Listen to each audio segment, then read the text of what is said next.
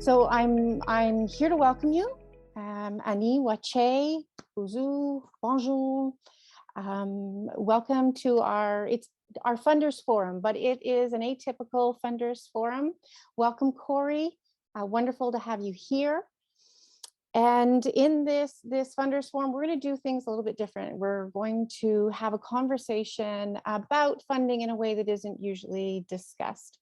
Before we get rolling, though, I would like to acknowledge that I'm coming to you from the traditional territory of the Matagami First Nation. And in doing this workshop, I'm honoring the reconciliation that's ongoing, and I'm committed to thinking critically about my actions, listening deeply to First Nation truths, and supporting national and grassroots efforts to continue to build community. We have a number of speakers here today, and they will be introducing themselves and telling you a little bit about their background and the current work that they're doing. Before we get into that, I think I'll just touch base on a few housekeeping notes. This event is being recorded. If you choose not to have your face recorded, just keep your video off. We're going to ask that all participants stay muted unless they've been invited to speak.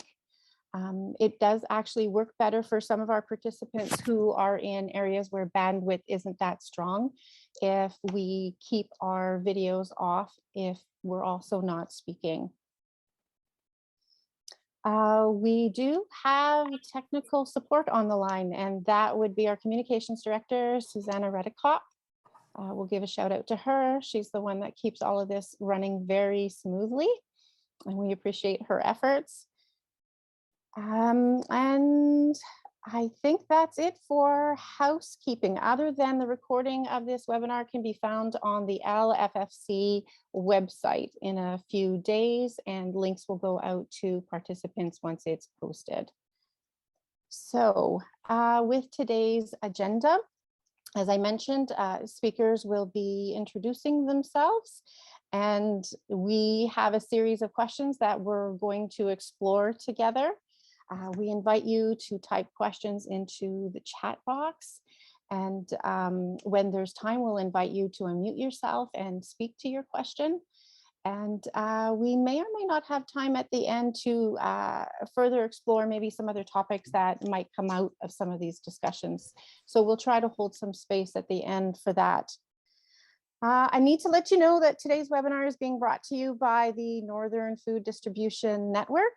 And this network is a FedNor and NOHFC funded initiative.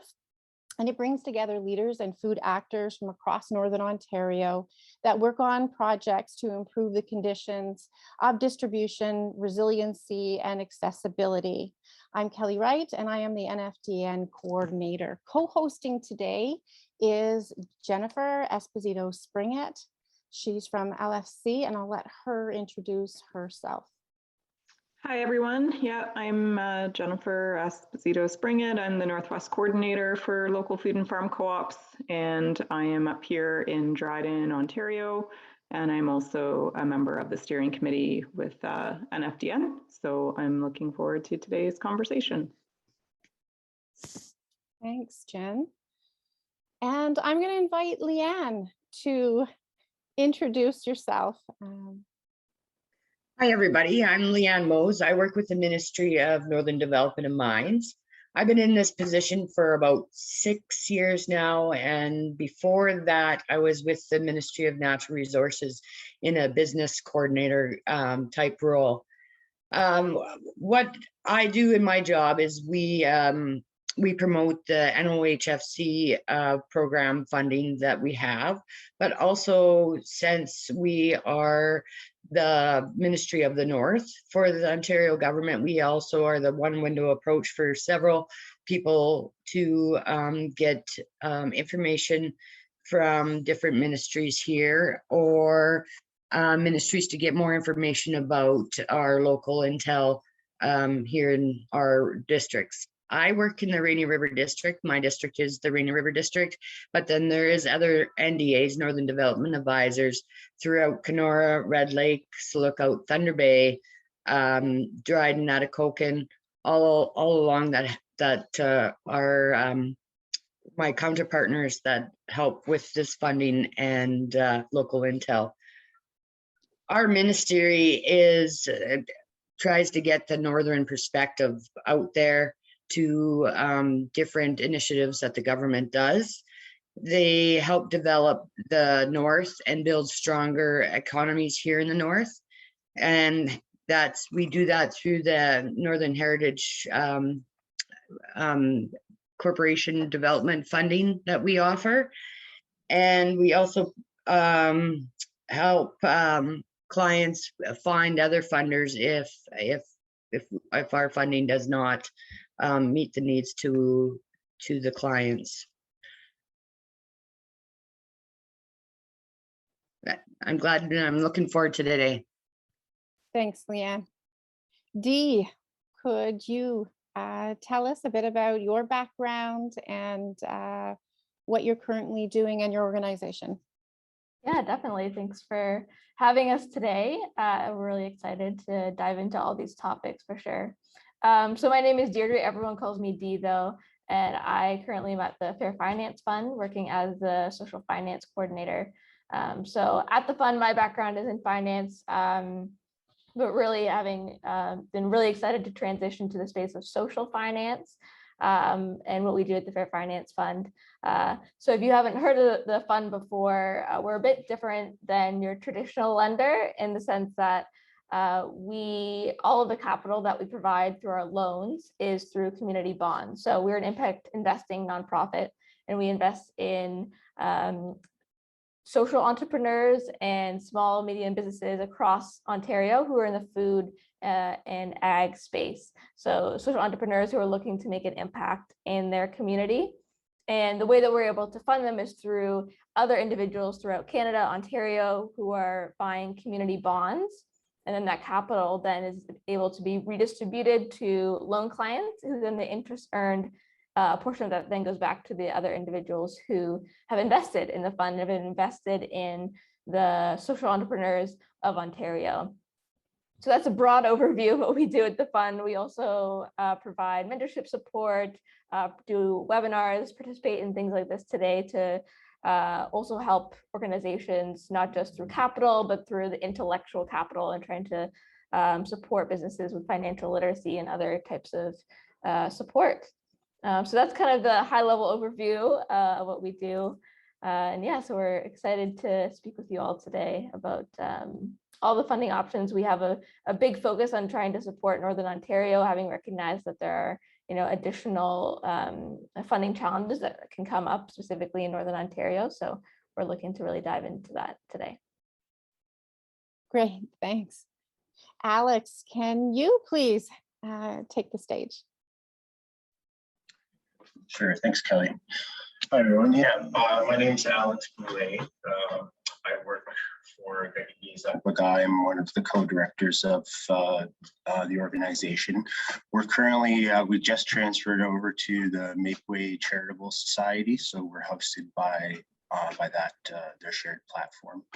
And we're kind of an intermediary, so we try to recruit financial support and other supports from foundations and charitable organizations.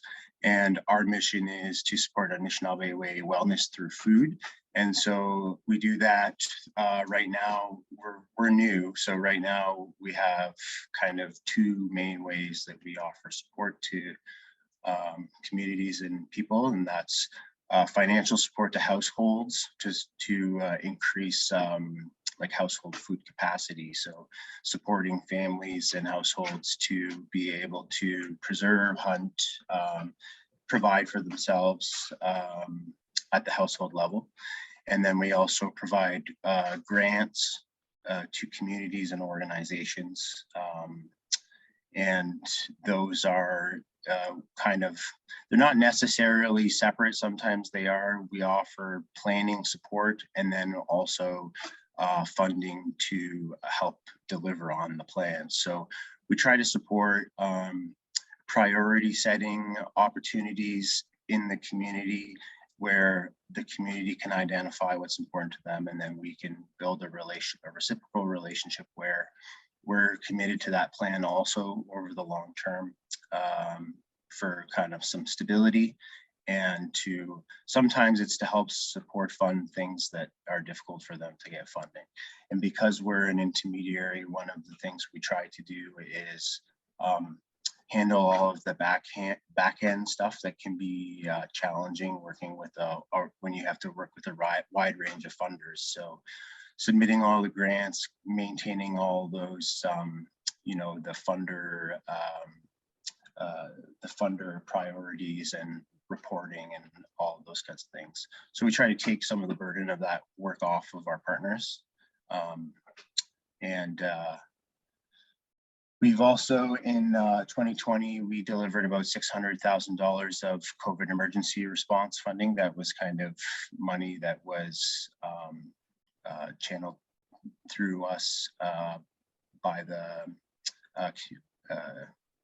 Community Food Centers Canada. Sorry about that. So they were one of the 5 big organizations that got that $100 million for food support. And so they asked us to support them in delivering that. And so we did provide funding to all of the remote communities in Northern Ontario, as well as about 14 of the communities in that lying area around Thunder Bay. Yeah, so I'll stop there for now anyways. I think we're going to get into some other things, but so that's what our organization does. And we're new. We're just going into our second year. It was a long first year because of COVID. And so we're interested in learning from everyone else here. Wow, that's a really innovative funding model. I'm looking forward to discussing that a bit more as we get into the discussions.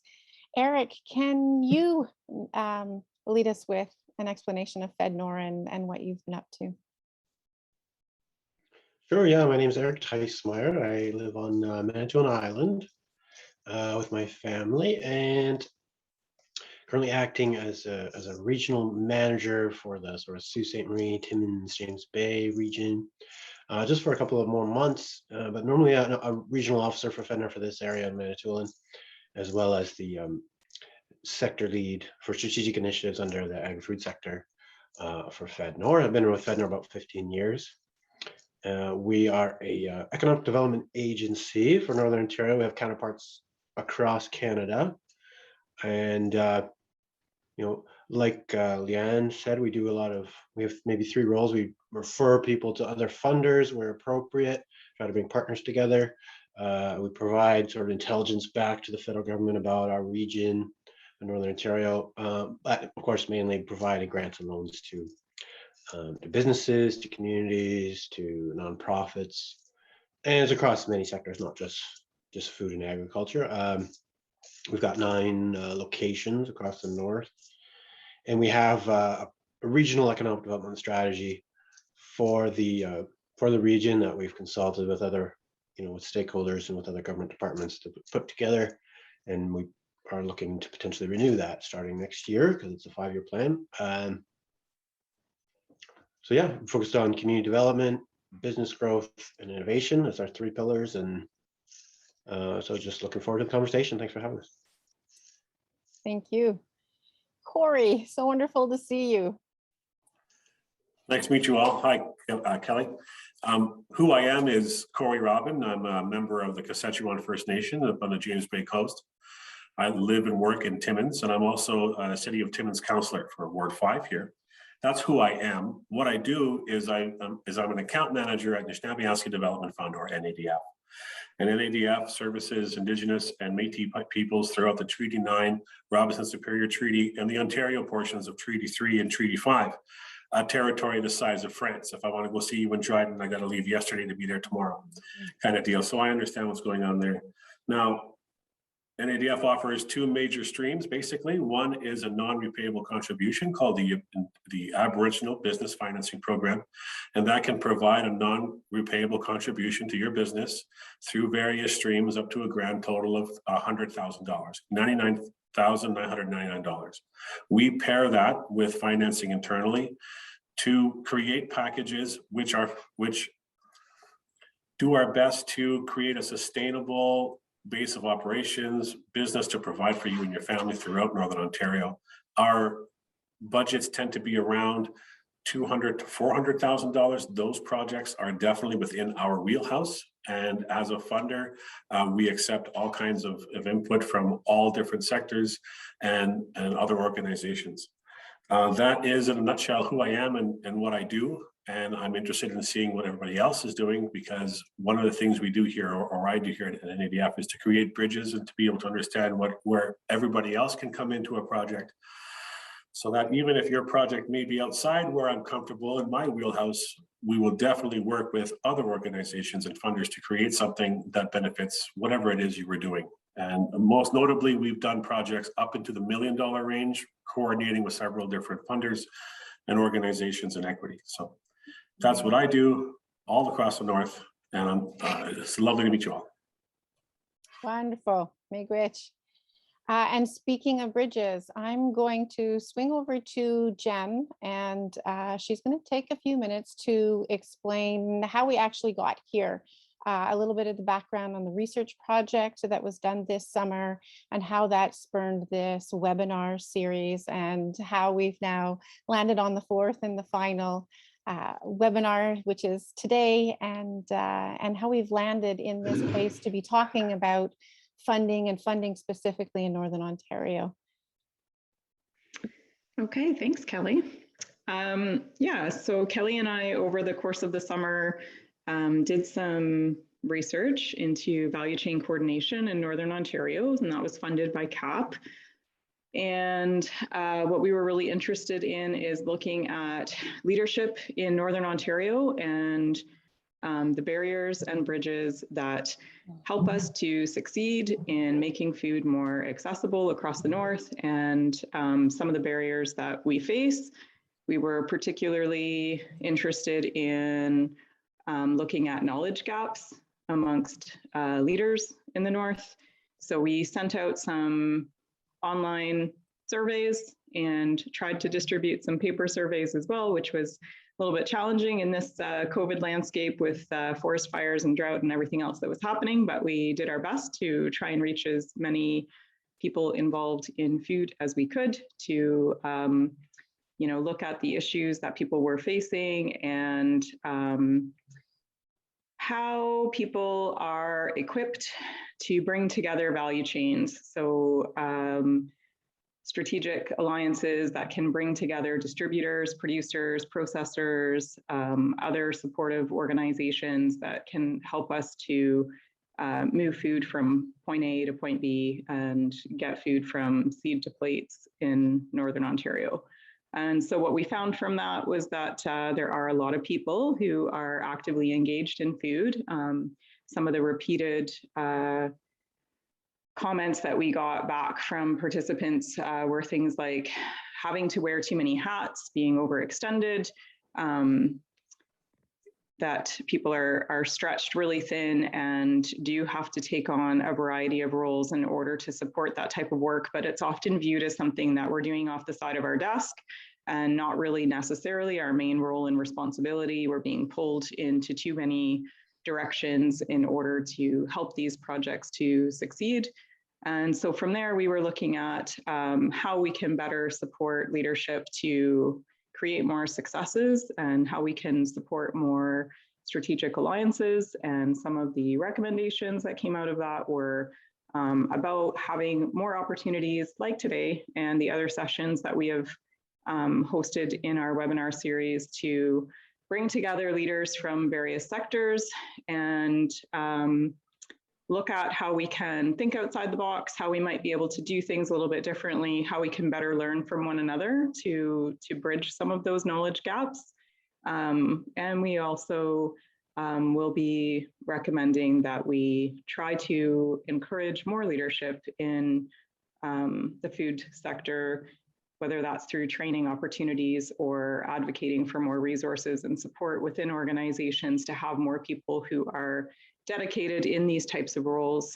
And Also a centralized library, recognizing that some of the food-related resources that we need to do our jobs well are all over the place at times, and having them accessible in one place would be very advantageous.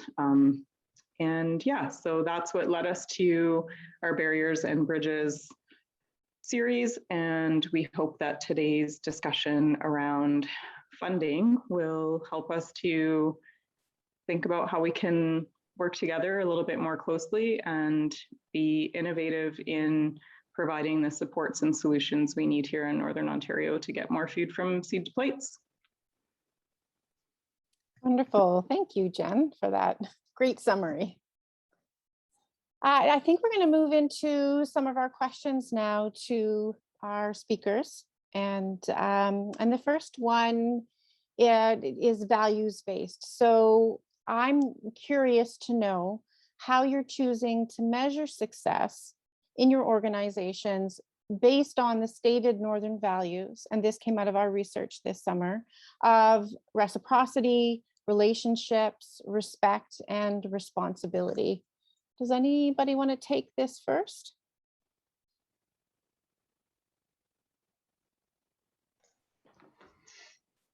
I can jump in if you like. Thank you. Hello, bonjour. I should have said that before, Ani. I was thinking about this, and I would qualify that, you know, some of what FedNor believes in and tries to practice is, of course, is aspirational, because we're all human, and every staff is individual and it has different strengths, and we always have shifting priorities and workloads, and so the theory is not always in practice. But you know, FedNor's budget has tripled in the last couple of years with COVID and relief and stimulus programming. So, and of course, not being able to travel impacts the relationships piece of what we're talking about here. So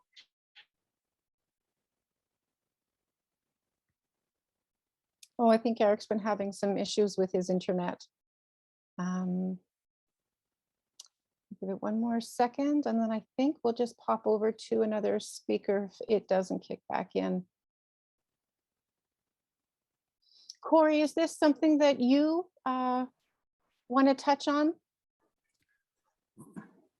Well, NADF's vision statement, their mission is to support the success of Aboriginal business. So one of the metrics we use for when we're assessing whether or not we're going to recommend a project is, how is it going to benefit your immediate family first? Like, can you provide sustenance for you and your family? And going further than that, can it bring prosperity to your First Nation or your community? We also look at how your supply chain is affected. Is there other Indigenous businesses in there? How are you going to transport? Because many of our First Nations are remote. Are you benefiting or using First Nation transportation on a winter road, for example? And we look at all those things, and how we measure success is, first, is this something that can benefit you and that you can do it? And then we look a little bit further out. Is it going to benefit the community? Then we look a little bit out. Is it going to benefit the larger, Northeastern Ontario at large, for example? And what we want to do is we want to always highlight that if you are going to be looking for contractors, for example, there are other Indigenous programs or other Indigenous companies that are out there. Maybe we can connect you with them and see if we can all race together. So that's from the Indigenous perspective at NADF is how we try to not only grow you and what you're doing, is can we also grow your community and your region as well? So we look at that whole thing, and then when we see all those check marks together, I think that really meets our vision and mission statement at NADF. Thanks, Corey. I think I'm hearing that part of your focus is you're looking at how these projects are nested within other systems throughout the North, and then how more networking and connection can be made, to support that reciprocity and the relationships, and obviously the respect. Okay. Deidre, from being in Southern Ontario, well, you're rooted down there. I know that your organization's been trying to make inroads here in the North. From where your organization is at, how would you approach this? Yeah, definitely. So I think to kind of echo what was said by Corey, we look at very holistically the benefit that they're providing to their community, but how we measure it is both qualitative and quantitative. So kind of no matter the project that we're looking at the impact in terms of, in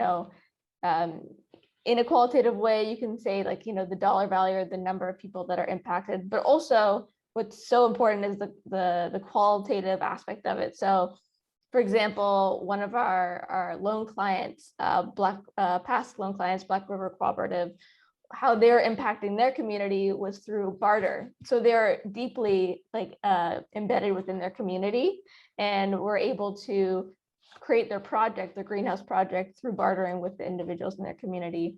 So we look at kind of what is the project actually doing? What are the actions that people are taking, and how is that affecting their community at large? But also recognizing that it's going to be very different for each organization. So if we look at an organization in the North that's focusing on sustainability with their actions, and through becoming, say, they're a farmer and they're using regenerative methods and they're looking to reintroduce biodiversity into where they are, although that may not directly impact their say people in their area, in the long term, increasing biodiversity is something that's important for all those in their area.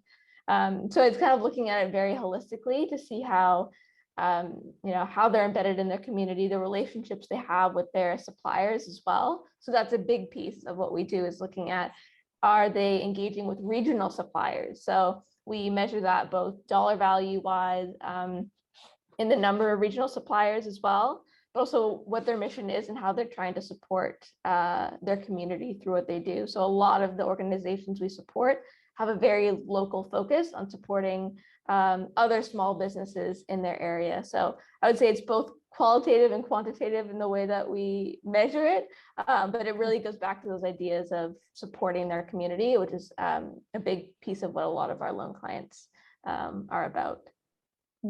Excellent.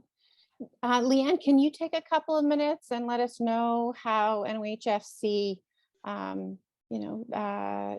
steers their funding towards Northern values and how that plays out? Yes, as most of them, it's almost, we measure it by the benefit it gives to the community, but also the return on investment that it gives Northern Ontario altogether. When we evaluate each program file we do, we find out how much the return on investment is just in the local community itself, but also in Northern Ontario, then outside of Northern Ontario. We try to invest only with Northern Ontario, like we are the Northern funding only. We only fund north of Sudbury, that's our area, up north, northwestern Ontario. So we not only do we support the client, but we help support the client in a way that to bring in consumers from the north as well, to make those partnerships with other companies in the north that will help their business succeed, and also with other funders that fund up in the north. If we can bring some more money to the table, we make those relationships between the clients and different funders and or different consumers for their product. Okay, so I think I'm hearing that there's a strong economic development drive behind how things are sorted and decided with NOHFC.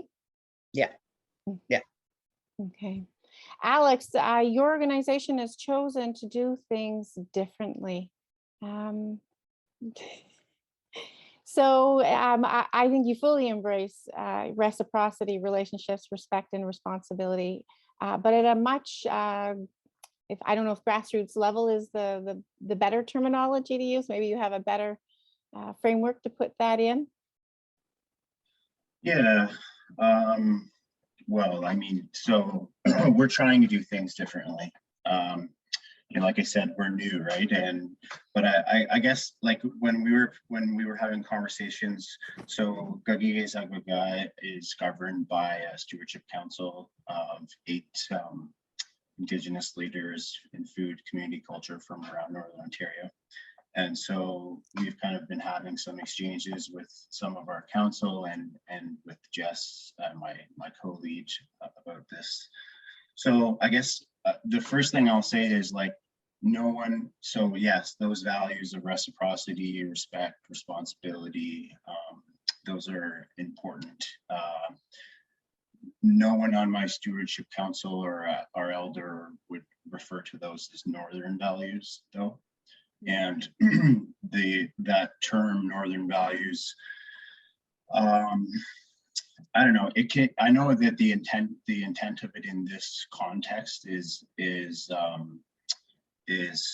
not inappropriate, but it's a turn of phrase similar to like family values or Canadian values. And those are turns of phrases that have been used to, you know, to enforce a certain agenda that isn't always inclusive, right?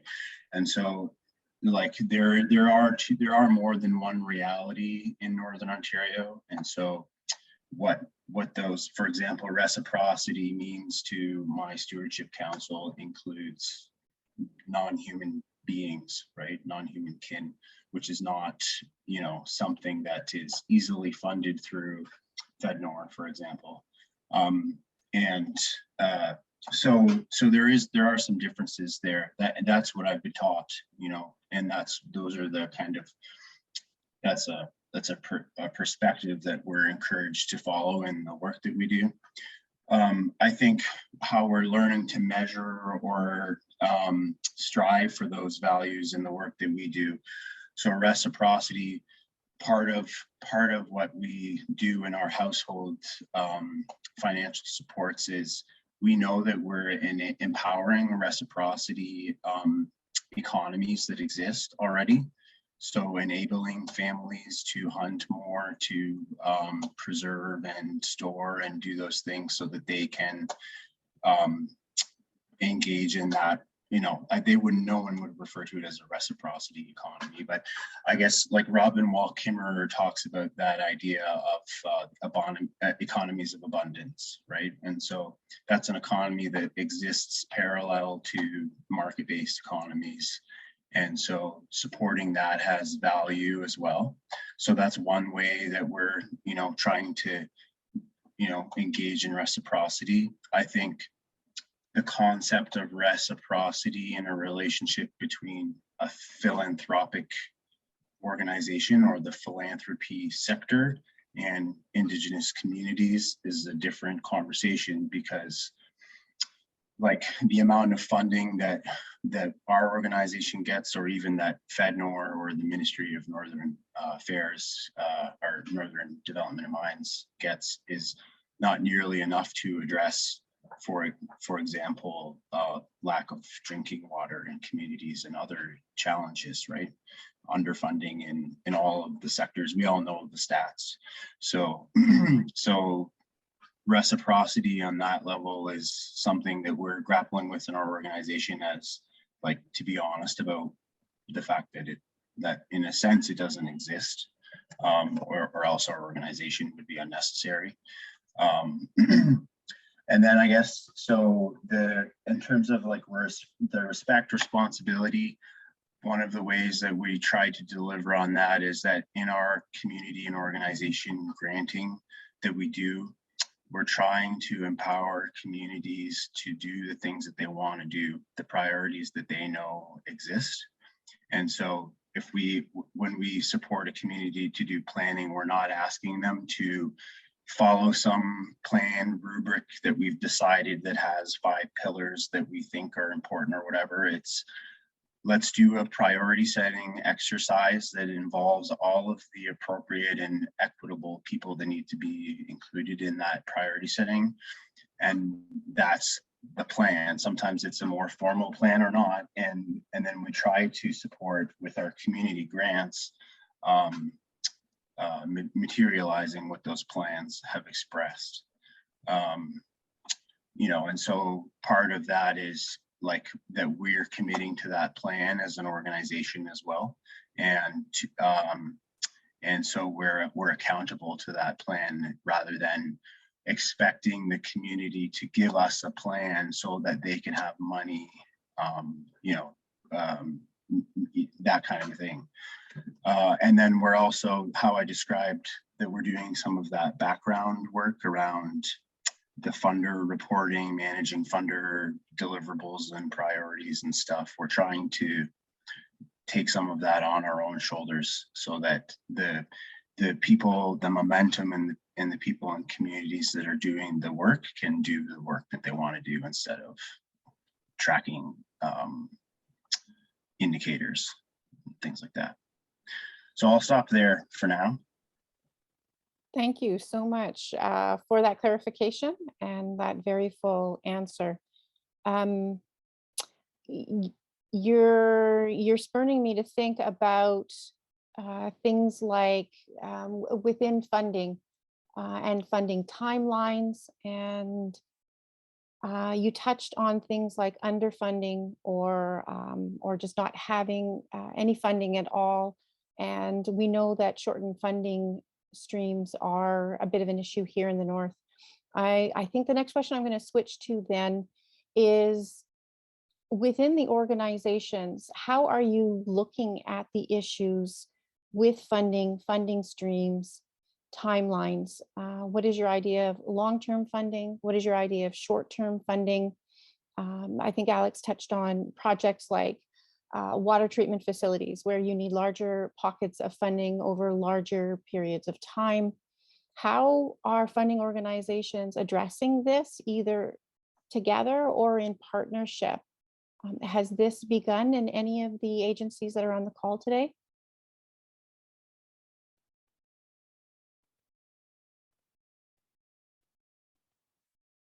Corey, are you partnering?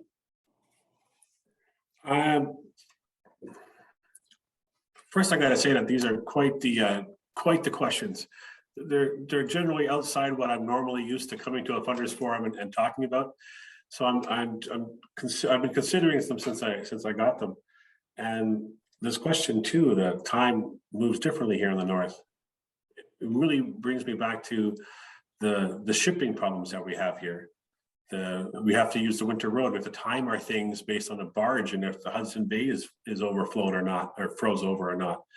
So a lot of times when we're doing this with our partnerships, and our partners are generally other financiers. They're either going to be banks or they're going to be financiers or granting organizations.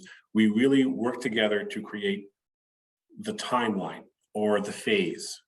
So a short-term project would be, how do we go from my idea to an application? And we can put together a funding package to hire or coordinate or get the capacity for you to put together the package to come back to us in FedNor and OHFC to properly and cohesively ask for everything you need to know. Because sometimes we get these applications and they're incomplete. So a short-term project would be something like that, or something like an individual asset purchase. Your project is going to be short-term. You're going to go down to South, you're going to go to the dealer, you're going to pick up the thing that you want to do. We're going to fund it, you're going to bring it back. A car, for example.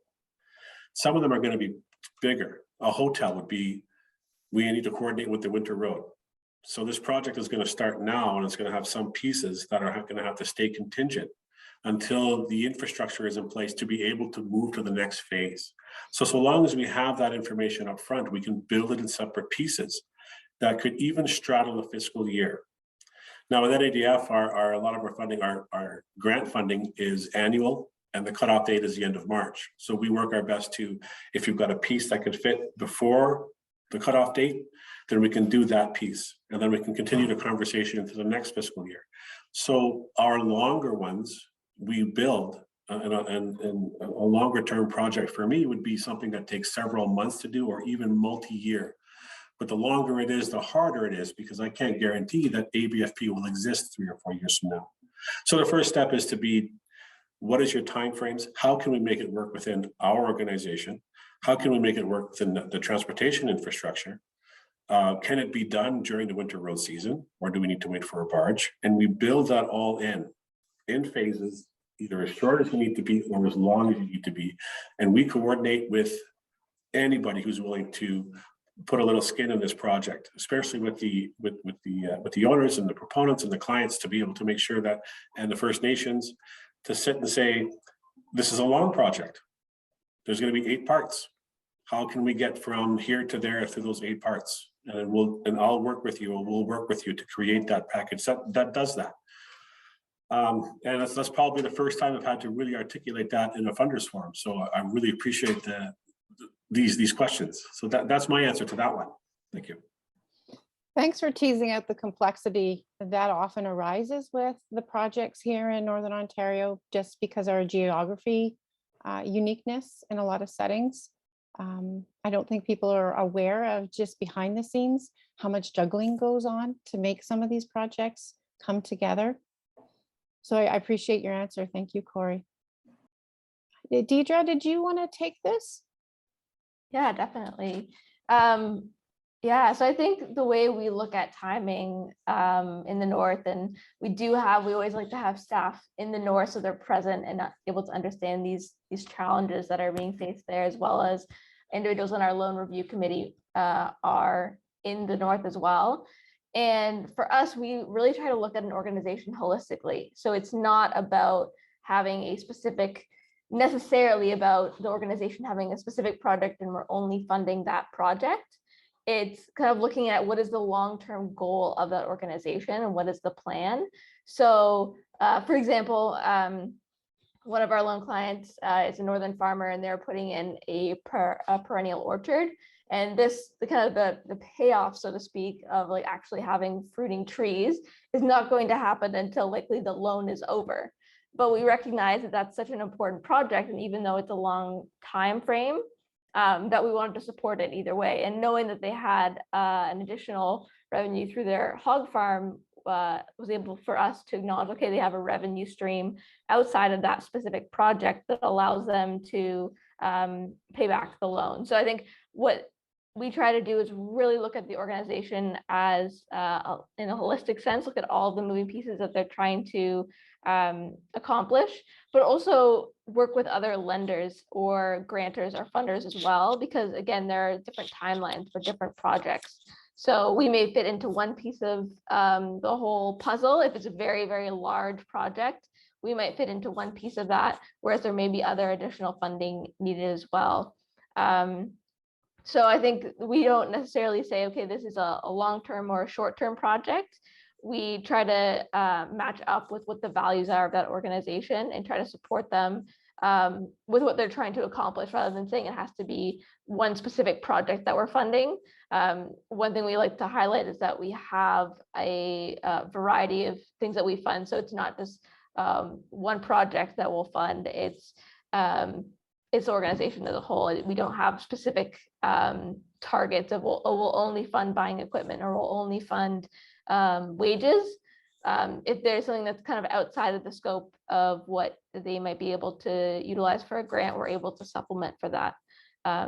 So I think, does that answer the question? Yeah, to the best of your ability, I think it does. They're not, and granted, these aren't typical questions. They're not necessarily easy, but talking money, talking funding never is. So we're just going to plod through this. I'm looking at some of the chat that's building in the chat box, and I'm going to read out a couple of comments and then move on to the next question that I think will come out of this. So Ben says, for highly collaborative, market-driven food security projects spanning multiple academic, industry, and government partners, what support is available that reflects the larger scale solutions that can have a substantial positive impact on the food industry as a whole? Tammy follows that up with, I find that most funding and grants are all project-based. When you're trying to create an encompassing solution, that have many projects within there is not funding options. If there funding that is there, I think she's asking, is there funding that would cover all the moving parts instead of having to piece things together through various funds? And I'm gonna toss that situation, those questions out to Leanne and Eric, I think, to speak to, because my understanding is you do tend to deal with the larger projects, the larger funding compared to the other funders here on the call. Leanne, did you want to start? Currently, depending on what kind of projects they're trying to do, our current funding, we've taken out the feasibility study, capacity building kind of funding for those kind of projects. We do the infrastructure side of it, like we will build the buildings, and it doesn't matter if it's several little pieces. We encourage people. There's no limit to how many applications you have in the system for some of our programming. So if they needed a smaller, we look at the larger ones, but we can do smaller projects, whereas it's just more time consuming on the proponent than it is for us than just doing one great big whole project. But if for infrastructure, if they had to do pieces by pieces, they could have several different projects going. Eric, does FedNor have a solution to some of these issues? Well, it's a complex question. I apologize for my internet, rural internet with bad weather, so I hope I can stay with you. But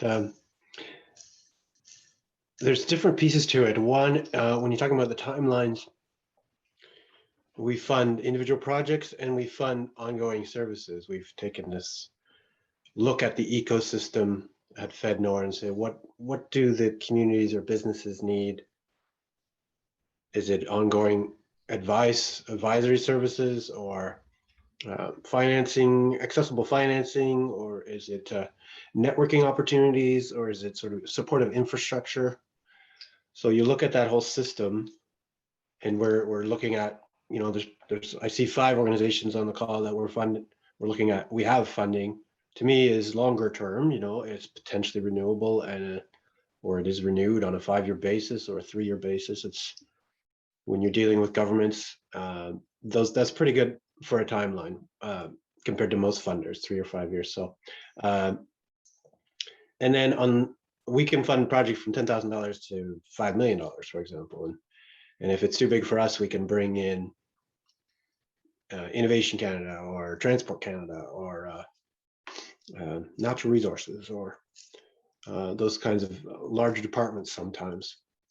There's no doubt there's always a challenge where you have, economic funder, and then you have a social funder, and maybe you have a health funder, or an environmental funder, and we all have sort of our silos a little bit, and our mandates and our goals we're trying to meet. And it's the current situation is often the best we can do is bring everybody to the table, try to put together a comprehensive package of funding that meets the needs. Maybe it's phased project approach where, sometimes you have to piece it, and sometimes that's better for the community because it's, they can only handle so much at once. So trying to always have those relationships with the other funders is really important to try to bring together the full package, as we're all somewhat limited by our silos a little bit. Thank you. I'm wondering, recognizing that each of the funders on the call have their own parameters on how they operate, how might we start changing the way funding streams are devised for Northern Ontario? Just recognizing with food sovereignty, food security, economic development, we see in BC, they had a lot of infrastructure erased over a couple of days. So we have a bit of climate preparation to get ready for, and these are big projects. And as noted in the chat, that you might be able to get a grant for a greenhouse, but if you need storage, that's a different process. Is there some way in looking at these projects all encompassing that might influence how these funding streams are devised going forward into the future?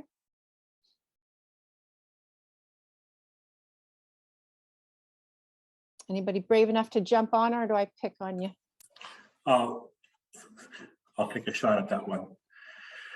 So ADF has really the two streams, one is the ABFP, which is the grant. And the grant has this very specific size box that I can fit you in. And the loan side has a much bigger box. The criteria for a loan are not as stringent as the grant. The grant is going to want to look at how many jobs you have. The grant is going to look at how much money you're going to make, your financial ratios, your all kinds of other benefit things, and do the costs fit the box? Now, many times you're going to get a project that is this swirling blob of mass that I need to carve the pieces off to fit in the grant box. So what I'm seeing over the last 3 or 4 years is an increasing section of my business being these fluctuating projects that I have to try and be more creative to fit into my box. And I'm seeing that we're able to push back and say, like, look, this thing fits 95% of what I needed to do, but that other 5% I can't touch, but it's critical. So those conversations are starting from here at the front line, where I take your application and bring it through the system, where I push that up through our funding agencies, through ISC, through our MPPs and things like that, to the government side, where they say, okay, how do we fix this? The amount of, I'll use hydroponics and greenhouses as an example. If you ask me how many hydroponic greenhouses I funded in my career here, before last year, that number is 0. Today, it's not 0. And while the ABFP does not fund agriculture, it did not specifically say we can't do hydroponics. So that's where we're managing to push the boundaries of what our silo is to be able to do the most, to affect the most change. And I find that if I can have conversations with other people and push that through the system, we might be able to get a little bit of squishiness in our boxes. But right now, they're still pretty rigid because the edict for ABFP, comes down up on high, 7, 8 pay grades higher than me. So it's my job to put that in there. As far as other people coming in and one contingent on another, well, that's just because I want to be able to help, but we're missing that 10%. And if you don't get that 10% chunk from somewhere else, I can't help you at all. So that's why some of my projects are contingent on, NOHFC coming in with a piece, or FedNor coming in with a piece, or sometimes I'm a condition on somebody else's loan, because they can help everybody up to this piece that's missing. And call Corey, maybe Corey can figure that piece in. But unless he can, you can't help. So as these new challenges are coming in and these new businesses that need to be pushed into a box that's rigid, we're doing our best to make it not as rigid, to have a bit more flexibility. And I know that what's coming up is the legalization of cannabis. That's been a huge challenge, trying to figure out how to do that. So what we did was we classified it as tobacco and not eligible at all. So we're getting some pushback on that. So these are conversations that's happening from the front line, through the funders forums that we go to, through the different levels of government that we have access to, and the feedback we provide to NACA, to ISC, to say, this is how the program is. This is how the program, we would like to see some change. Here are some ideas, and we lobby to try and get, like, my very inflexible box. Let's see if we can get a little bit of wiggle room in there. So, like, for those particular ones, that's on everybody's radar. We need to be able to get the big project, this big lumpy mass, and find the box that'll hold it all. And it might not be one-stop shop, but it might be an opportunity to, as my time here, I have a pretty good understanding of what all the other projects do, provided they didn't change this year, and then be able to recommend, I can do Y, they can do Z, we can talk together, and we can try and figure this out. But that's an ongoing process, and it's becoming more and more prevalent that I need to reach out to more of my cohorts throughout Northern Ontario to, when I carve a piece off, it goes to somebody else's bucket. The more we do it, the better it is. And it's been exploding the last few years of how many times I've had to do that just because of those projects. So as people are getting more creative on what they want to do, government is, as government does, it takes a while to get there. So that's my take on it. And I'm doing what I can from my chair here in Timmins. Thanks, Corey. So I'm hearing that it's not just on the funding side that you need to be creative. Also, people who have projects also need to be bold and creative as well, and continue building these relationships, having these conversations, challenging funders to think outside the box to try and find solutions, and maybe having the entire project a little bit more planned out so you can think ahead a couple of steps. So project coordinators can also think ahead a few steps to try and to get all these things to align. And just to add on that, sometimes it's about framing what you need to what I can give you. Did you want to elaborate on that a bit more? So your project may need X, Y, Z, but the way you're describing it may not be like a pre-feasibility study and a business plan. So someone may come in with an understanding that they need a business plan, but after consultation and they talk to me, you're not even at business plan stage, you're at pre-feasibility stage. So that's where the client needs to come in and reframe that ask, because I'll deny them a business plan, because it's not, you're not there yet, you're not conceptualized. But we can have a conversation about another phase.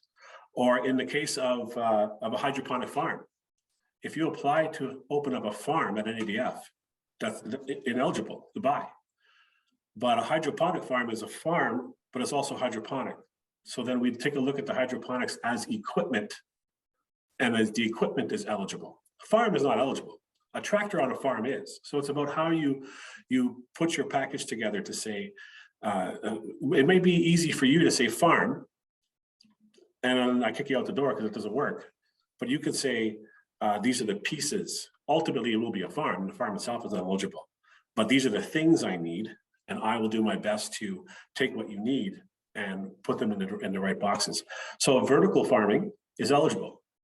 Traditional agriculture is not. It's all about framing and making sure that the project is presented as a whole to us, the funders, so that we can fix it in the box as best we can. Thanks so much for that. Dee, how would you change the way funding streams are devised? Yeah, so I would add to what Corey said in that luckily at the fund, because of the way that we're structured as a nonprofit and rather than specifically as a part of the government and things like that, we don't have necessarily as stringent of boxes, so to speak. So we're able to fund not just like the equipment, but we could kind of actually fit in those boxes. Say, as Corey was saying, we needed that extra 10%. Potentially, depending on the project, if it's related to food and farming, we have the opportunity to kind of insert ourselves there. So I think that's a benefit of what we can add. But I would say that as we are a smaller organization, still in our just past our second year now of being in operation, we don't necessarily have the amount of capital to be able to provide and the background in terms of being able to provide grants at this stage. However, we do recognize that there are a lot of underserved communities. So we're starting to reflect on how we can change our the structures that we have in terms of our loans and things. So at this point, we have 5-year terms, but perhaps we need to look at if that needs to be longer, or we need to look at what our interest rate is in order to accommodate the fact that people are coming from different situations. So I would say it is kind of, there's a lot of aspects and ways to look at the situation about how we can support those bigger projects. Because, for example, because we are a smaller fund, we don't have the capital to provide, say, 500,000 in capital, but we can provide that smaller amount that fits into that bigger puzzle piece, so to speak. So I think that's kind of what is a challenge is, again, piecing together each of those puzzle pieces, which we understand is hard for the applicants, but that's why I think these conversations are important, so that we can see, okay, what are all the options that are at the table and how we can each serve the applicants that come to each of us. Fantastic. Alex, you've changed the way funding is done within your organization, and you're just like Fair Finance Fund, you're relatively new.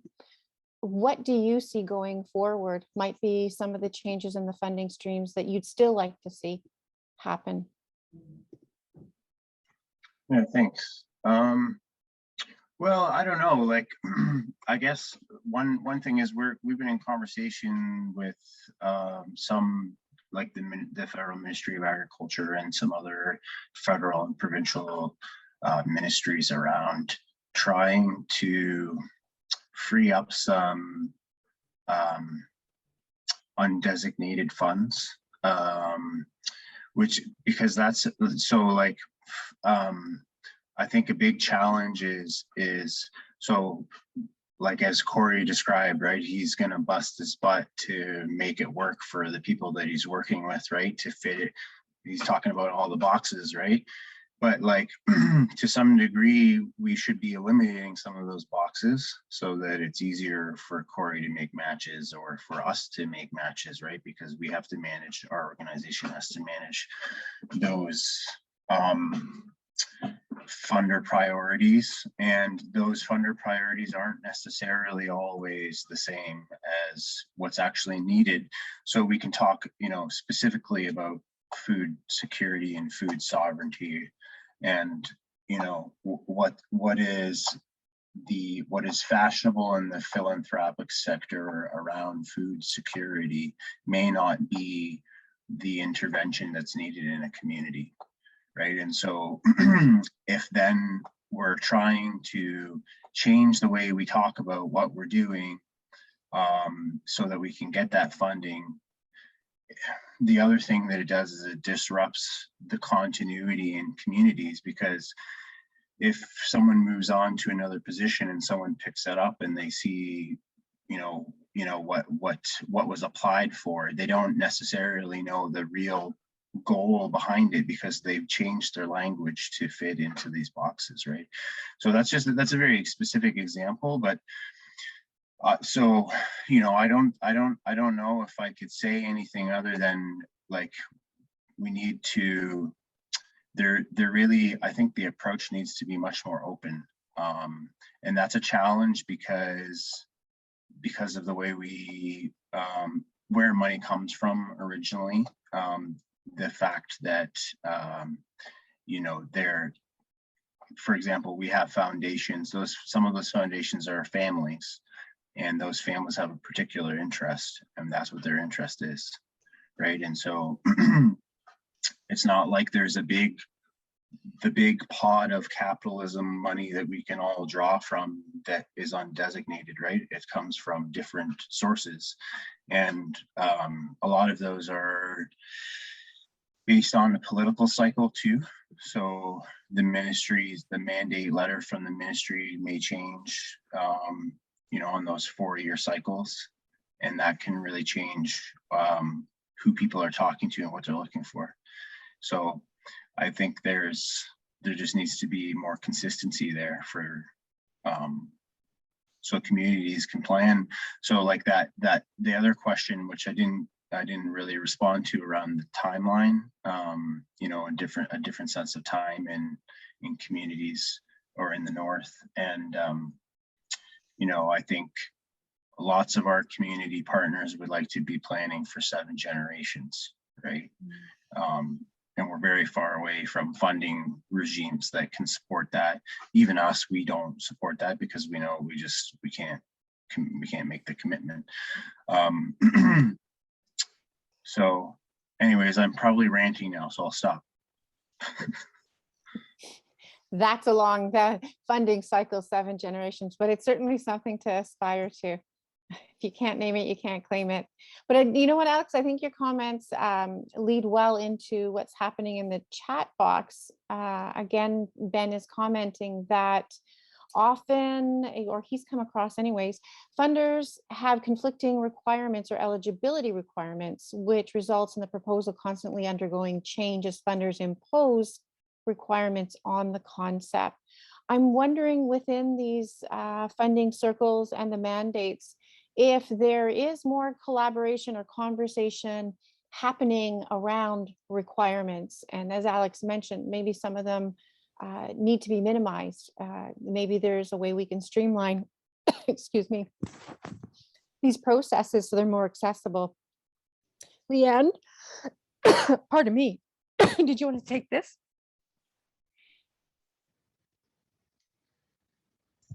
Sorry, I didn't. Sorry.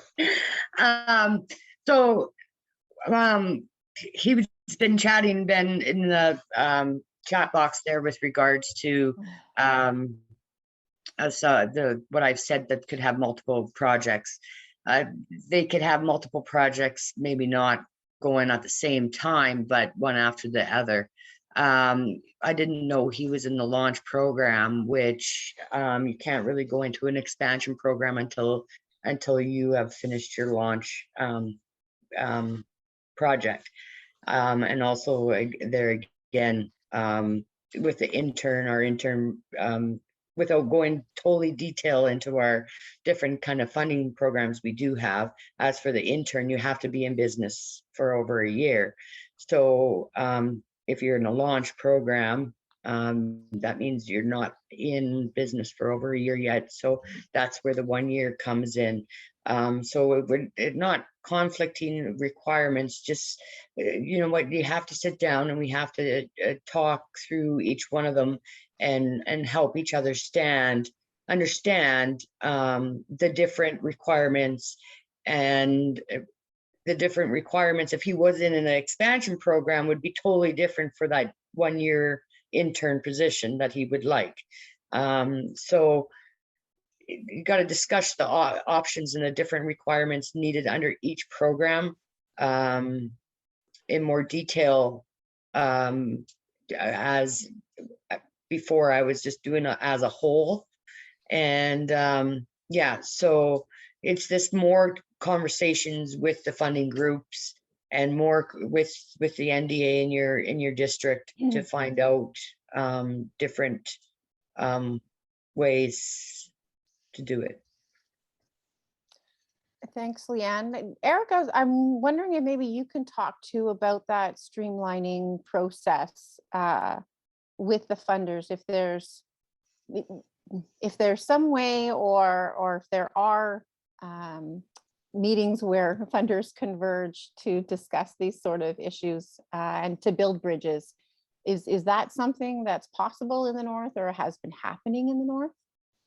There are some meetings that are regular between, say, us and NHFC, both at the staff level or the management level, or us and Indigenous Services, for example, our two most common partners.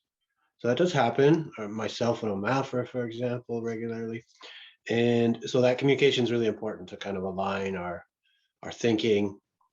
Other things that FedNor does to try to streamline the pain of the, applying for funding, I think that we do well is we can accept formats of documents or actual documents that you've submitted to other funders quite often, not all the time, but then you don't have to cut and paste and redo it over and over.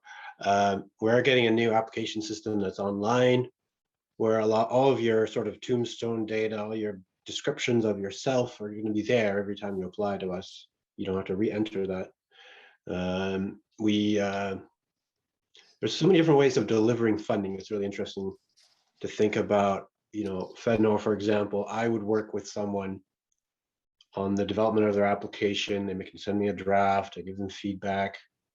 But ultimately, I present that up to management here. So they don't have to put the perfect wording in the application, because I can help them with that. That's a skill on its own. Whereas other funders, you've got one person helping, or maybe nobody helping you apply, and then somebody else looks at it. And maybe there's communication between the people internally, or maybe there's not. So to the degree that you can save the person applying to have all the buzzwords and all the perfect wording in that application, I think that's really good client service. So I'm proud of FedNor for that. And another thing we do is create accessible pockets of funding, whether it's, SNAP is famous in agri-food, but there's lots of other ones that we do in the north, in FedNor does. And so then you really sort of make it a lot. Someone doesn't have to deal with the government, which is scary in itself. They have much simpler application process. They have a quicker response. It's very targeted. So I think that's really important. We need to do more of that. I think we do need to, sorry, another point I was going to make is we try to design our requirements to fit our budget. So we tell people, we say, okay, this is what we can fund, and that's going to bring in enough applications to get our budget. Because funders are out there that they put out the requirements and they get triple the applications they can fund, and that just wastes a lot of people's time. So we have to keep adapting always to the needs out there, but also, we're trying to save people time applying by saying, I'll say no before, when someone calls me, to 5 applications before they even put pen to paper, because I don't want to waste their time. But I'll say, but the other 5, we have a very low rejection rate for the actual applications that come in. So I think that's a great way to handle it. It seems like a lot of requirements for the people that aren't getting it, but at least they haven't had to do any work in the short term. And I guess the final point was I going to say, the importance of there's no that funders need to collaborate more and share sort of processes more and do that kind of connection work internally a little more than we make.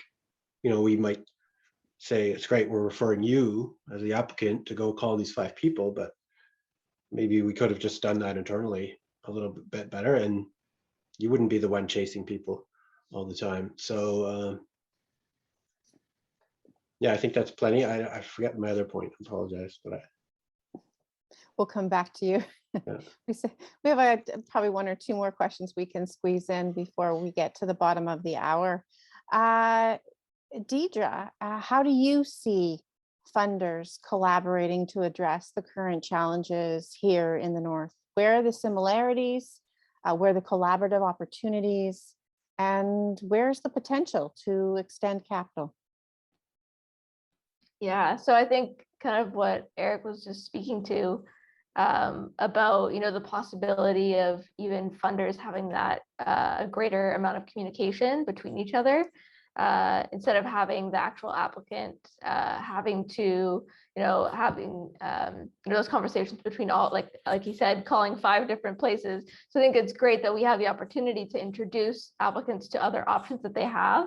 But I think that there's definitely an opportunity for us to collaborate more as lenders and see where we can support them holistically. I think in the chat, it was mentioned that even having, a standardized or accepting different formats for, projections and things like that. I think there's an opportunity to make applying more accessible in that sense, that they're not kind of running around. But I also think that each of the organizations has its strength, and through communicating about organizations, we're able to hopefully could highlight those different strengths. So for example, say an organization is really only in the feasibility stage, they may not be ready for investment, for capital. However, they are in that stage where they'd be ready, say, as Corey mentioned, for feasibility work. So I think having that conversation, we can lead people in the right direction.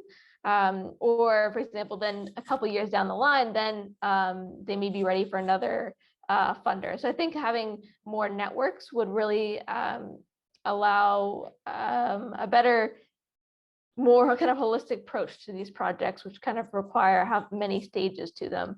So it's kind of a lofty goal, but I think that would be a very valuable thing, especially in the North with these very long-term projects.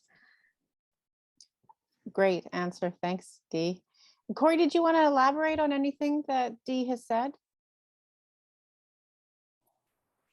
No, I think she hit the nail on the head right there. I have been on a couple of other funding calls on the networks, for example, where there has been a couple of calls to, put together semi-stable meetings so that people can just bounce ideas off of and compare notes on how things are going.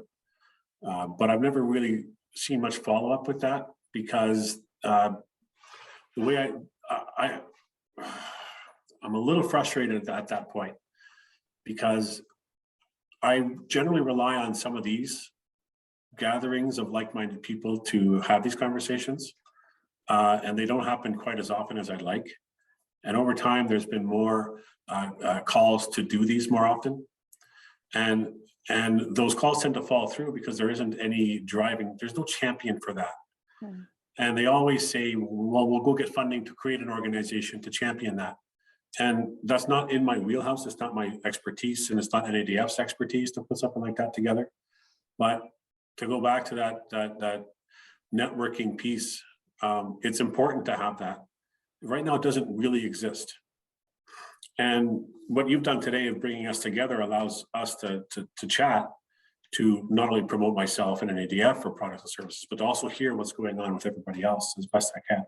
So I really think that these are important. And I wish there was more of them. And I wish we had a champion in Northern Ontario that could put it together more than a few times per year. That was a big part of the COVID conversations at the beginning of last year, as part of consistent funders forums through the Chamber of Commerce in Timmins, and they coordinated the chambers with a bunch of other chambers to put together CFDCs from across the northeastern Ontario to have that conversation. And we did bounce off and coordinate what the COVID protocols were. And, we ended up my office moved almost $1 million in COVID funding, but without the opportunity to chat from time to time, a lot of that stuff's just lost in the vacuum. That's my elaboration. Great. Thanks, Corey. No, it's good to point out that the formal opportunity doesn't exist, and more work needs to be done in that area to pull funders together to have conversations like this. Leanne, do you see places where NOHFC might collaborate to extend opportunities with the challenges that are here in the North, now that you've seen the similarities with other organizations here on the call? Yes. Currently, we do a lot of collaborating with different ministries and different funding agencies with a lot of projects already. We collaborate with FedNor a lot. What we try to do is, like Eric mentioned, is we try to reach out to the other funders so that the client doesn't have to do that, and then bring them in and kind of do a funders forum, and they can just talk about their project, and then each funder can discuss what they can offer to the table, or because some portions of a project per se, like a health center / learning center, like Health Canada can fund the health part of it, but we can do the business economic development side of it. So if we're all at the table, we can discuss with the proponent what is going to be potentially eligible under each funding, so that when it comes time, they know that their whole project will be funded, and it's not going to be okay all of a sudden. No, I only can do 50% of the business portion, not the business and the house side. So it's just getting everybody on the same page before the applications go in. And another thing, like Eric indicated, that our application forms are very similar, where it could be just copied and pasted from one application to the other.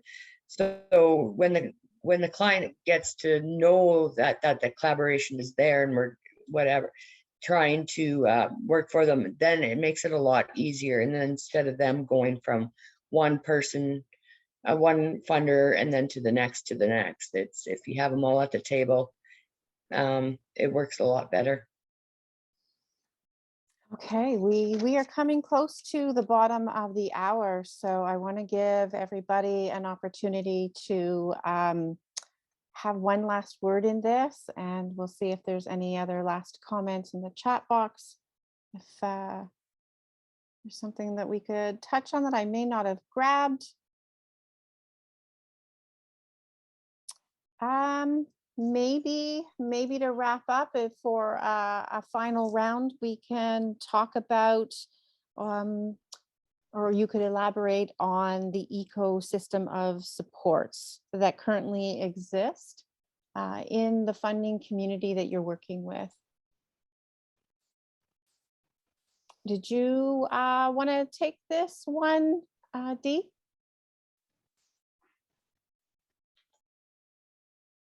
I'm muted. When you say ecosystem of support, just could maybe you clarify what you mean by ecosystem of support, like further than capital or just capital or? I'm not going to hem you in. Ecosystems are, they can be big, they can be tiny. It is a term that Eric brought up. I know it's something that FedNor has developed and is continuing to develop. And I wondered if your organization was doing something similar. Yeah, for sure. So when I think of ecosystems of support, what I think of is looking at the business as a whole and not looking at just what they need in terms of capital, but maybe also what they need in terms of intellectual capital or networks of support and things like that.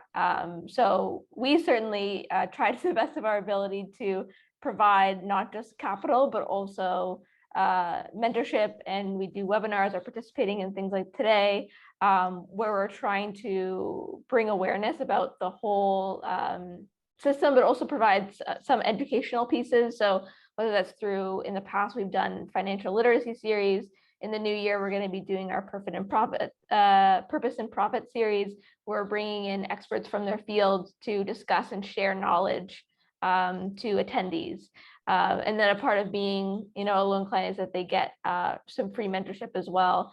So I think when I think of ecosystems of support, it's really looking at a business and how we can support the whole aspect of what they're trying to do, not just through capital, because we recognize that capital is super important, but also having those networks.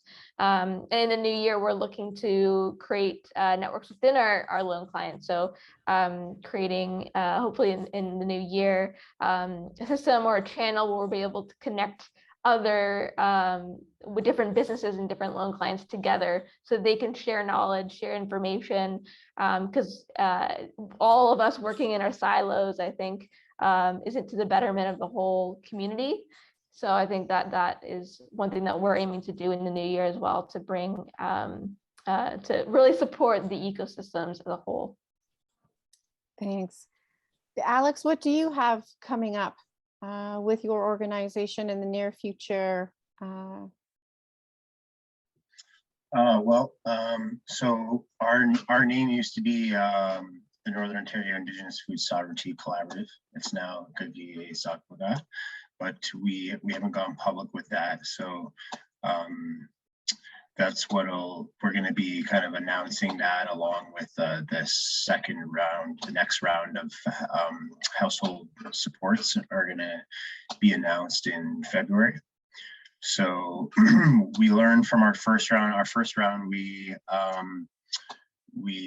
only did one round last year, and it was for all seasons. And so we got a really broad, we had 1,500 applications, and they're very broad. So we've learned from that through our evaluation. We're going to do 2 this year, one in the spring and one in the fall. So for the spring, it'll be for spring hunting, sugar shacks, preparation for farming, gardening, things like that. So we're pretty excited about that. And we've also partnered with CFCC for that. So we have quite a large, we're going to be able to support 200 or 300 households. It depends on where applications come from. We have an internal target that half of all of the supports will go to remote communities. So ice road, fly in, or boat access only. communities. And for those supports, we offer double the amount because of the challenges of living remote. So right now that's up to $2,000. And then for non-remote households, it's $1,000. And so we're pretty excited about that. We had a really strong response, and we're really learning a lot through the application process, like what families are doing and what they want and what they need support from. And so we're really excited also to be able to communicate that with our community partners, because we can see often, we've got 20 applications from Garden River, and most of them are for gardening. I'm just making that up, but that kind of a thing. So we can talk to our community partners, and they can use that information in their own planning and stuff too. Wonderful. Thank you. Thanks for the update. Quickly, Leanne and Corey, we'll start with you, Leanne, if you can let us know what's happening with NOHFC in the near future. Just in the February there, we just announced new programs. So our programs kind of stay in effect until they change. Like the programs we have now has no end date, but probably after the provincial election, it will have maybe an end date, maybe not. And new programs will be announced. Currently, we just ran a COVID recovery program, which just came to an end, and so currently we're just running our normal programs for rural enhancement community funds and launch program, grow program, intern program, and stuff like that. Great, good to know. Thank you. Corey, what's happening with NADF? NADF is and has been here for 30 years now. We still offer the ABFP, which is up to $100,000. You can give our office a call and speak to one of our business development specialists. Her job is to help gather everything so that when you come and present to me, you're not too far away from where we want to be. The grant and loan are always there. They're continuous intakes. When you're ready to apply, feel free to apply. And if you have any more questions about an ADF, our products, services, myself, there's a staff here that can help explain the projects to you on the panel and to anybody listening or out there in the wild world. I posted my contact information in chat, my email, and my not my cell phone number, but I would never do that. It's the business office, and that's the hour I have for chatting. No more words from me. Thank you very much. Thank you, Corey. Eric, you get the last word. What's happening with FedNor? Well, thank you. Thank you for organizing this. It's been really interesting. And the new government here is up and running, and has given us good direction to put more of a green lens on our funding than ever, to support COVID recovery, to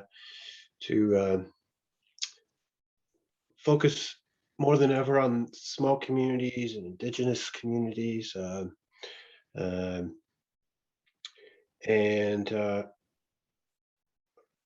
so I feel confident we'll be able to do more than ever in terms of food security. We do draw some lines around, it doesn't have to be cash basis, but it can be, it's about production and supply as opposed to, say, literacy, for example. I did want to mention that. Otherwise, we've launched a lot of new programs this past year, and we're dealing with more programs, more applications, more funding than ever in FedNor's history. So I'm excited. Fantastic. Fantastic. I have to express my gratitude to everybody who came out to this call to have this discussion. It was atypical, it was very much outside of the box, but you were brave enough to step into the sandbox and give us your afternoon. Anybody who's still on the call, I just need to let you know that when this gets repackaged, everybody's contact information will be included in that. So people can reach out to you and share this webinar or segments of this webinar that they found useful. So I wish all the participants and the speakers a wonderful rest of your day. And we'll be in touch. Take care. Bye-bye. Yep. Thank you, everyone. Thanks a lot. Take care. Bye.